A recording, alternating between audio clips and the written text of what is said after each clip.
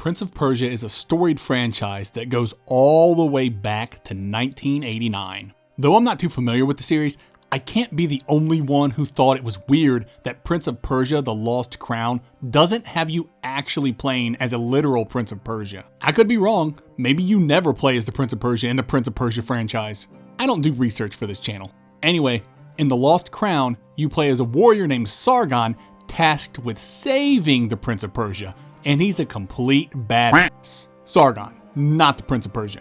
The prince gets kidnapped like a little bitch. Sargon's a member of the Immortals, a group of 7 elite soldiers who are basically superheroes. They show up at the beginning of the game and take out an invading army all by themselves. No big deal. But while celebrating the victory, Persia's own general kidnaps the prince and steals him away to Mount Kaf, a sacred and cursed land beset by temporal anomalies and tales of dead gods. Because of course that's where she'd take him. By the Queen's orders, Sargon and the other immortals set off to rescue the Prince of Persia franchise. And save the franchise they did. Okay, that might be a little hyperbolic at best and erroneous at worst, considering I've never played the Prince of Persia games, but the spirit of what I'm saying is this game's good. The Lost Crown, to my surprise at least, is a phenomenal Metroidvania.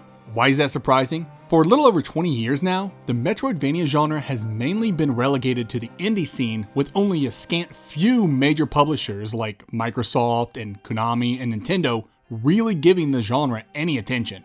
Oh, there was also Capcom with Shinsekai Into the Depths, but the less said about that, the better. Thanks to Hollow Knight, we now live in the Metroidvania renaissance, where it's tough to even walk down the street without tripping over one of these things. But even in this post-Hollow Knight world, there's only been 2 AAA Metroidvanias released. Metroid Dread and the aforementioned Shinsekai Into the Depths, neither of which being stellar MVs. Dread, though a fantastic video game, did little to update the formula and failed to excite as a Metroidvania. And Shinsekai nearly made me quit this channel. Don't ask me why I hated it so much, I didn't finish it yet. The moment I finish it, I'll make a video. Anywho, with the biggest players in the industry dropping a couple of duds, I wasn't thrilled to see Ubisoft toss its hat into the ring. Boy, was I wrong. Not only is Lost Crown good, it's great. What makes it great? Let's get into it. Combat. Lost Crown's combat is smooth like butter and easy to grasp to most seasoned gamers. You see an enemy, you go and whack them with your swords until you don't see them no more. The basics are simple. You have a 3-hit melee combo both on the ground and in the air, and you eventually get a bow to help with long distance fairs. There are some additional combos you can do, like a sweeping combo and a bunch of convoluted bullshit this dude will teach you. So if more technical combat's what you're looking for, Lost Crown offers that too. Sargon can pull off some serious Devil May Cry shenanigans. Like launching enemies into the air and then following up with a quick combo. It's lots of fun and always satisfying when you pull off a particularly tricky spot. But what good is offense if you haven't a good defense? Thankfully, Sargon's as agile as they come. He can dash, slide, jump, and parry his way out of any situation. And the parry window's pretty generous. So generous that even my slow ass was able to pull it off most of the time. You can parry melee weapons, projectiles, giant boars, and a wolf god. You can parry all the things. Except for red attacks. Those are too strong for you, traveler. You can only dodge those. It's not uncommon for games to program telegraphed, unparryable attacks, but what's less common is programming in telegraphed, super parryable attacks that essentially convert the game into an anime for a split second. The yellow attacks indicate that parrying this attack will launch an over-the-top cutscene that instantly kills regular enemies and knocks off a large swath of HP from bosses. These counters are ridiculous spectacles I couldn't get enough of, and I always arm pumped whenever I pulled one off. Having to focus on regular red and yellow attacks kept me on my toes, and I appreciated the option, but I'm way too aggressive for that crap. Yet, despite my reckless playstyle, I still pulled off my fair share of parries because you can parry mid-combo. This ensured combat was always fast and had a good flow. There was nothing more satisfying than tearing into an enemy and then smacking their weapon away right when they thought they had an end. Suck it, loser. Suck it. Aside from its defensive and offensive capabilities, parries also drastically build up your Athra meter. Think of Athra kinda like your super meter from Marvel vs. Capcom 2, the last fighting game I actually played, besides Smash Bros of course. Athra builds up from parries and basic attacks, and once you have a full bar, you can do a super move called Athra Surge. Athra Surges are typically offensive, but there are a couple of non-offensive ones to find too. Some surges cost multiple bar levels to execute, and taking damage can lower your Athra, so you gotta be mindful of the meter. Increasing your Athra meter quickly through parrying was such a great idea. It adds that risk-reward factor I love in combat. Parry successfully, gain a bunch of Athra. Screw it up, and lose Athra. It kept things interesting throughout this potentially mindless hacking and slashing Soulsvania. You heard me right. Though Lost Crown may not look like it, it's a Soulsvania. Or is it? Let's run down the list of tropes. Does it take place in a decrepit kingdom plagued by a curse? Check. Do you have Estus flasks? Check. Are there bonfires that save your game and refill those flasks? Check. Do the enemies hit like trucks? Semi-check. Is the story hidden through item description / environmental storytelling? Yes, but actually no. It's pretty overt with its core narrative. Is there corpse running? No, thank God. It seems Lost Crown is only sorta a Soulsvania. A Soulsvania light? Nope, nuh-uh. I'm not adding another word to the gaming nomenclature. We don't need a subgenre of a subgenre of a subgenre. If anything, Lost Crown's a Metroidvania that borrows heavily from the Soulsvania formula while leaving out the more punitive aspects, like corpse running and boss runs. Speaking of boss runs, let's talk about enemies and bosses. Enemies can hit pretty hard, so it's a good thing the game gives you Estus Flask type potions to heal yourself with. Enemy designs work well enough. There are zombie soldiers, actual soldiers, and birds and wizards flying around and shit, and monsters that reflect the biome they're in, like giant ents in the forest and mutant lizards in the sewers. No enemy felt inappropriate, and the variety was nice. Bosses, on the other hand, are on a whole different level. There's a good amount of bosses, and the ones that get a splash title before battle were so good. Every one of these encounters was fun and felt fair and balanced. When it comes to boss fights, most people focus on difficulty or balance or spectacle or whatever. For me, a great boss fight comes down to engagement. Sure, it can have those other aspects, but if a boss divides my focus on it and the environment and demands I engage both of these things simultaneously, I'm gonna have a good time. Lost Crown does this very well with its boss encounters. I don't want to spoil the bosses, so I'll stick with the Manticore you see in the trailer as my example. He's the first boss you fight, i.e. gets a splash title, and he's a blast. Like any good boss, he's threatening, has many attacks, has phases that ramp up those attacks while introducing new ones, and telegraphs attacks so you can react appropriately. What makes him great is this orb move he does later in the fight. This orb is a bastard and likes to mess up your positioning. So not only do I have to watch out for the huge monster in the arena, but now I have to dodge and manipulate this orb, essentially forcing me to divide my attention between the monster and the environment. And he's not the only boss that does this, nor does he even do it the best. Personally, I think the best boss in the game is the boss in the Soma Tree biome. Hell, that boss is so good, I'd like to nominate it for the best boss in a Metroidvania. Think Mantis Lords, but on steroids and with a lot less repetition. Quick recap. Combat's pretty simple in Lost Crown, but offers more technical approaches if you desire. Parrying plays a big role in defense and offense, and you can cancel attack animations with a parry to accommodate more aggressive playstyles, which I loved. Athra builds up as you fight and can be used for super moves, and the boss fights are pretty dang great. And the thing is, none of these bosses would be as fun to fight if Sargon didn't move like a dream. He's responsive and crazy mobile right out the gate, basically starting with traversal abilities that are unlockables in most other MVs. And that brings us to... Abilities. Sargon may not be the Prince of Persia, but he is the platforming king of Metroidvanias, possibly dethroning Ori. Sorry, little guy. I may not have played the other games in the Prince of Persia series, but I know two things about them. One, they have wibbly wobbly timey-wimey mechanics, and two, they have great platforming. And with that limited knowledge that in no way makes me an authority, I can say Lost Crown lives up to the franchise's legacy, especially with its platforming. Like I said earlier, Sargon moves like a dream and starts with a moveset most MV protagonists take their entire game to unlock. Sargon can dash, he can wall jump, he can slide, he can hold onto ledges. Yes, that's something you gotta unlock in some Metroidvanias. I'm looking at you, Beholgar. And because Sargon starts with all this great stuff, the game's level design greatly benefits, creating all kinds of interesting and entertaining scenarios for you to move through. But you might be asking yourself, if Sargon starts with all that, what the heck does he even unlock? That, my good friends, I will not be spoiling here, but trust me when I say the more interesting unlocks are awesome. A few are your bog standard Metroidvania upgrades, the air dash and the double jump, for example. But there are 3 skills Sargon gets that I've never seen in an MV before, one of which you most likely already know about: memory shards. You literally just take a screenshot and place the pic on the map for later review. It's so simple and helpful, I can't believe no other MV has done it yet. As for the other 2 unique abilities, what makes them great, other than their uniqueness, is that they can be used in a variety of ways. Versatility and creativity. These are Lost Crown's true strengths. Taking these 2 unique abilities and making them viable in any situation, be it combat, exploration, platforming, or puzzle solving. I had so much fun figuring out how to utilize these abilities to their fullest, and I think you will too. Progression.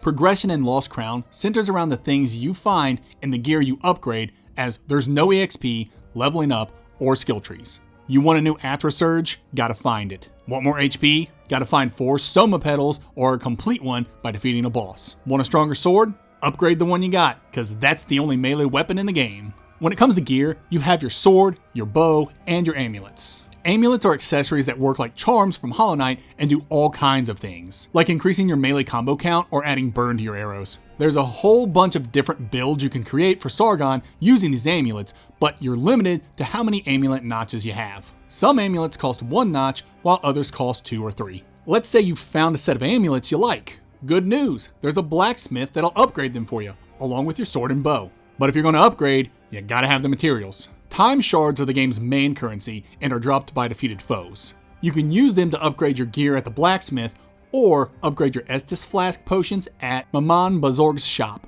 both of which can be found at the Haven, the game's hub. There's also the rarer Damascus ingots and Xerxes coins you'll need for more advanced upgrades, so you gotta keep your eyes open as you explore. Xerxes coins are particularly interesting as they are mostly rewarded when you complete platforming challenges, kinda like the stained glass shards in Aeterna Noctis. Damascus ingots, on the other hand, are typically found in chests or rewarded for side quests. There are a few side quests in the game, half of which are game spanning, and they're nice little distractions. There's also some pretty out-of-the-box puzzles you'll come across that have some unorthodox answers, such as this one where all I had to do was fire an arrow into the air. I'm not secure enough in my masculinity to tell you how long it took me to figure that out. And that's pretty much it for progression. If you want to improve anything, be it your HP, your sword damage, or your amulet's effects, it all comes down to exploration. Find the stuff you need, then return to the Haven to upgrade. It's a pretty addictive loop. It keeps things simple, always makes you feel like you're progressing, and it places exploration at the game's forefront, which every great Metroidvania should be doing. And I guess that's my segue to Exploration.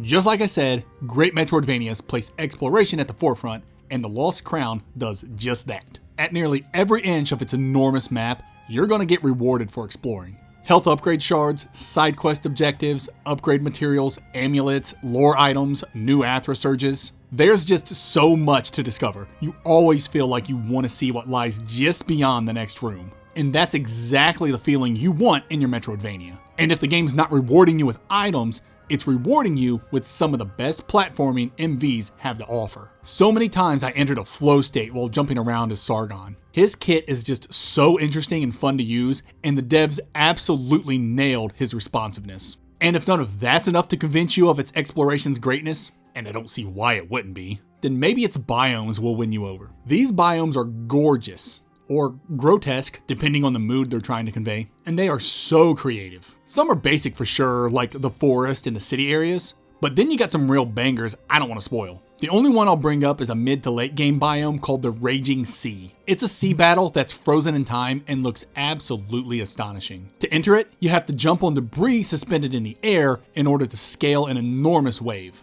It's just so cool. As for the game map itself, I hate to bring up Hollow Knight again, but the map fills in similarly to Hollow Knight. Lost Crown even has its own humming map salesperson. Hi, Sargon. But her prices are fair, and you're going to want to buy these maps because Mount Koth is enormous. There's a lot of interconnectivity and shortcuts to unlock, and all its areas flow together naturally. Mount Koth looks like it could be a real place, and I love that in my Metroidvanias. Because of its interconnectivity and all the shortcuts, backtracking is handled pretty well, especially because there's a fast travel system that'll get you where you want to go. Plus, Sargon moves pretty fast, so if you want to go back and check on something, It usually only takes a few minutes. And that's another sign of a great MV, wanting to backtrack. Every time I got a new ability, my mind would race thinking about all the locations where I could utilize the new skill. Thankfully, the memory shard ability did most of the heavy lifting, so my brain wouldn't have to race too fast. And backtracking's necessary for the game's critical path. I played numerous MVs where backtracking was unnecessary. Convergence, for example. And to me, that makes the world feel more level-based and thus inorganic. So I appreciate when an MV requires backtracking for narrative progression. In Lost Crown, there are a few biomes you must revisit once you have a new ability in order to delve deeper. I won't spoil anything, but I want to bring up the best example of this, the Sacred Archives. This is a pretty early biome that introduces a stalker enemy you get no resolution for. All you can do is run, and while you're running, you notice all kinds of locked doors and areas you can't get to yet, as well as weird transparent platforms. It isn't until you return later that you figure out what's going on and what you need to do. It's awesome getting a brain worm so early to then have it satisfactorily removed later through the natural course of the game. It just makes the world feel that much more alive. And that's the gist of exploration. I found exploration to be massively rewarding with so much to discover. And with basic traversal being so fun, it was a blast just running around and jumping all over the place. Backtracking was a delight and was made easy with fast travel and the memory shards. Mount Kolf is huge with creative biomes and lots of mysteries to uncover, and I loved searching its every nook and cranny. Atmosphere. I don't really have a lot to say about the atmosphere. It wasn't my favorite. I'm not the biggest fan of deserts or the 2.5D style, but I think this might be the best looking 2.5D MV to date. It genuinely looks great, and I have no complaints for the visuals. I liked the character models and thought Sargon looked cool as f***. The animations all around were fluid, and the voice acting was fine. There was this one character that sounded a little off. It was either played by one of the director's daughters or was AI generated. I'll let you decide. I'm not afraid of the dark. Nice one. You found another path in the depths. I will light your way if you dare come back here. I can light your way through some of Mount Kolf's darkest corners. The environments were fantastic. There were many times I stopped just to take in all the cool background scenery. Some of these backgrounds were awe-inspiring, and I don't say that often. They were as beautiful as they were creative. My only real complaint is the music. There's nothing wrong with it per se. It's appropriate for the region and sounds good. There just weren't any bangers. Nothing to get me excited. Nothing memorable. Every track just kinda did its job. Granted, the tracks did a good job, but I definitely don't think about them once I turn the game off. I guess, all in all, the atmosphere works and is generally bright. The real winner in this category is the backgrounds. So many times I found them to be arresting, both in scope and creativity. And I guarantee you'll appreciate them just as much as I did. Narrative. Lost Crown's story is fine. It's a strange amalgamation of overt cutscene storytelling and item description lore. I ignored the lore from items once I discovered they really only provide flavor text for world building. I was still able to understand the main plot. The plot didn't blow me away, but it didn't do anything egregious enough to warrant discussion. There's one member of the Immortals that just disappears and is never brought up again. And Anahita, the traitorous general, summons a demon at the beginning of the game using some satanic summoning circle, but that's never explained or used ever again. It's just weird. Beyond those quirks, the narrative on offer is a good enough vehicle to move the game forward and to keep you interested. It's a bit predictable in that you see the twist coming and you're just waiting for it to happen. And when it finally happens, you're like, okay. I liked the characters. Most aren't super fleshed out, but they also don't need to be. Sargon and Varum, the leader of the Immortals, were fleshed out well enough to make me feel for them. There's a bit of mystery that drives you to want to know what happens next, but nothing big really pays off. There's a really interesting side quest that involves finding spirit sand pots hidden throughout the world, and every pot found adds a line to a prophecy. You'd think finding all these pots would open up a secret path or ending or something, but nope, nothing cool like that. We've got ourselves another one-ender, boys. A clear missed opportunity. Conclusion. Prince of Persia, The Lost Crown is a top-tier Metroidvania. You'd think that's to be expected given it was made by a AAA studio, but that's not been the case as of recently. Metroid Dread, though a fantastic game, is mediocre and unexciting by contemporary Metroidvania standards. And Shinsekai Into the Depths? Lost Crown's devs could have fallen into the same trap as those other two AAA devs, resting on their laurels and creating something similar to what they always make. But instead, they did something smart. They took inspiration from the indie scene. Lost Crown's devs saw what Hollow Knight and the other games of its ilk had been doing for the past few years and incorporated their strengths into Lost Crown. The amulet system, the non-punitive Souls-like elements, a sprawling world with more to do and more to collect other than your 800th missile tank upgrade, and a narrative that ditches the feeling of isolation in order to make the world feel more alive and organic. But they didn't stop there. Lost Crown's devs added so much of their own uniqueness to make Lost Crown stand out. The game's simply gorgeous with a good art direction. The combat's fast and fun with complexity if you wish to explore it. Some of Sargon's abilities are fresh for the genre, with the memory shard ability being a game changer, and it might have the best platforming we've ever seen in any MV, with its only real competition being Ori and the Will of the Wisps. Though I prefer Lost Crown's platforming over Ori's. Sorry again, little guy. Should you play Prince of Persia: The Lost Crown?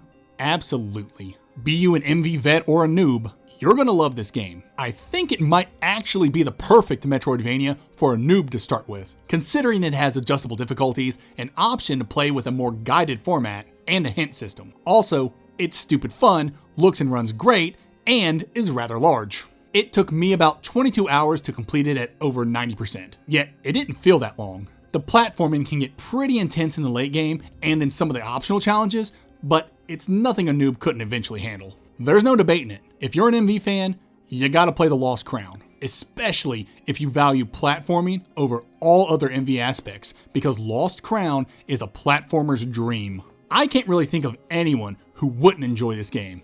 Well, I can think of one person. I don't like sand. What a nerd.